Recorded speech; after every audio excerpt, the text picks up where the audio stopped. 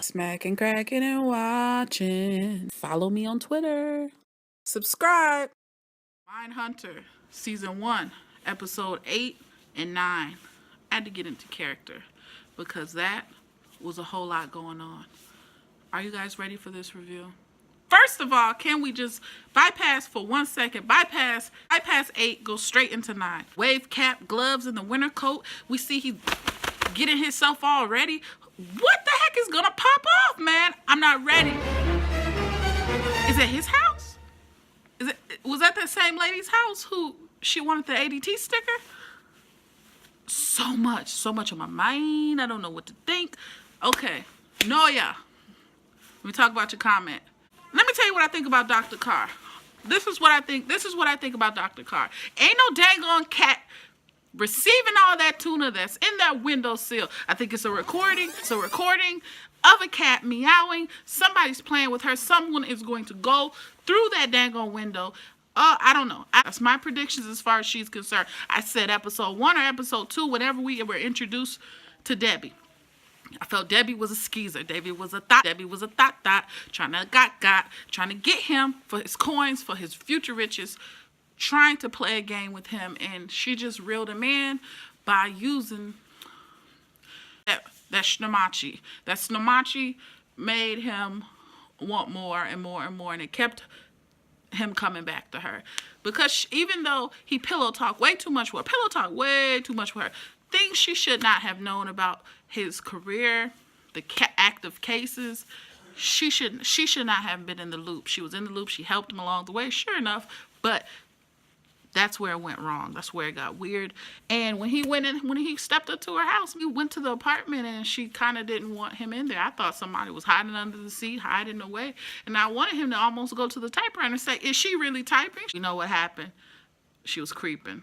And that whole scene, where they were at the college and obviously the people in the hallway were deciphering what kind of conversations were going on. You can't trust her. What if she's an agent? She's preparing herself for, that's the area he lives in, right? Kids, the language. Holden Ford has got to stop telling people he does not have any children. He just has to, because it's hurting him every single time. This principle, the tickling pickle or tickling nickel, weird. Ain't nobody got time for that. Ain't nobody got time for that. Ain't nobody got time for that at all. Garbage. And I want to add, that was BS saying that, hey, most of the serial crazy chicks are crazy too. It's not just a male-dominated psycho lane. It's equal. Yeah, he's got to dumb down the lingo if he wants to make people understand what he's doing. He'll probably do that season 2, because I definitely see a dose. I mean, I knew that guy was a setup by Shepard, right? You're not going to just make a quad situation out of a trio. Not going to happen. Once again, post-lecture, this teacher approaches and she's like, hey, I need to tell you about this principal. He's not right. So wrong on so many levels. You just don't do that. Definitely fiddle-faddler type. I'm just saying. Agent Ford outside on the porch, waiting on his cheating old girlfriend, and the VW passes by. Who said Ted Bundy? Just me? Yeah, Dr. Carr, she really has to take care of that whole laundry room scenario, sipping wine. She's solo, alone, no one.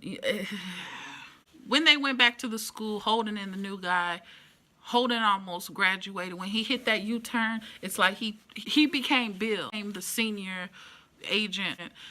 And he led the way. He found out his girlfriend was cheating on him. He goes to the basement, the lower level. He hit double L on the elevator. And when he did that, everything sucked. You're in the lower level of your career. You're in the dungeon of your personal life. Everything sucks. You're in trouble with your boss. Can't get where you need to get to with your cases. It said a lot.